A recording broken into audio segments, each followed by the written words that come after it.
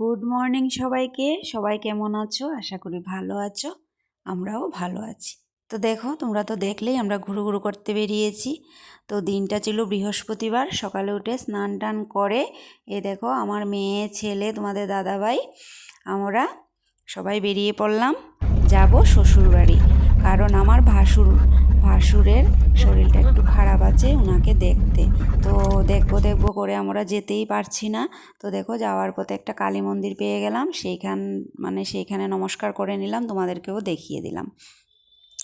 তারপর তো যাচ্ছি, যাওয়ার পথে তো খুবই সুন্দর দৃশ্য, সবুজ গাছপালা ভর্তি একদম।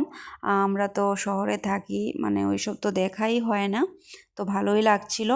তারপর দেখো, যাওয়ার পথে আমরা আমাদের শ্বশুরবাড়ির দিকেই একটু একটু জমি কিনে রেখেছি। তো সেটাই আমি দেখিনি কোনো দিন, তোমাদের দাদাভাই আমাকে নিয়ে গেল দেখাতে, আজ আমি প্রথম দেখলাম।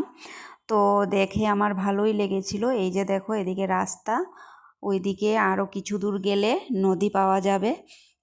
আর এই যে জমিটা, ওইটা না, ওই যে হাতের বাঁ দিকে ওইটা, আর ওইদিকে দেখো ঢোকার রাস্তা। তো আমার তো ভালোই লেগেছে জায়গাটা। এই যে ছেলে দাঁড়িয়ে আছে। তো তোমাদের কেমন লাগলো তোমরা জানিও। তারপরে এই দেখো, আমরা বাড়িতে এসে পড়েছি। এই দেখো, বাড়িতে গাড়ি উঠে ওইখানে আমার দেওরের গাড়িটা আছে।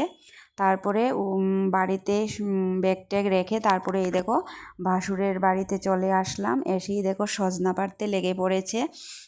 তো আমার ভাসুর বলছেন যে সজনা খাবেন। আর এই দেখো আমাদের পুচকুটা, সেদিনকার তোমরা দেখেছিলে না, আমাদের ঘরে গিয়েছিল।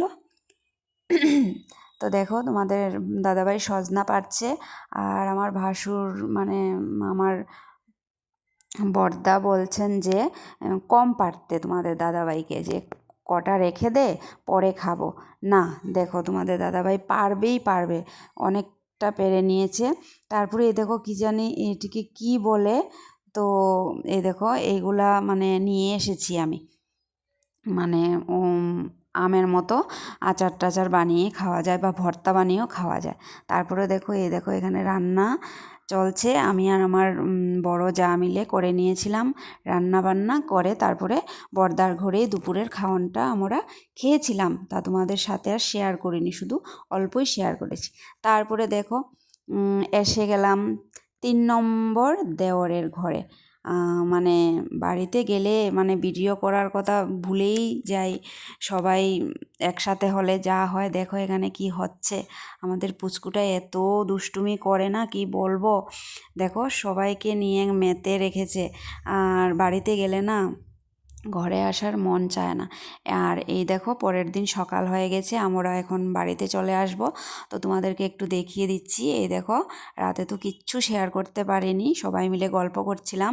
এই দেখো আমাদের বাড়ির ঠাকুরঘর, আর তোমাদের দাদাভাই গাড়ি তো স্টার্ট করে নিয়েছে, আর রেডিও হয়ে গেছে। আর এই দেখো আমাদের পুচকু সোনা। তো এখন আমরা চলে যাব বাড়িতে।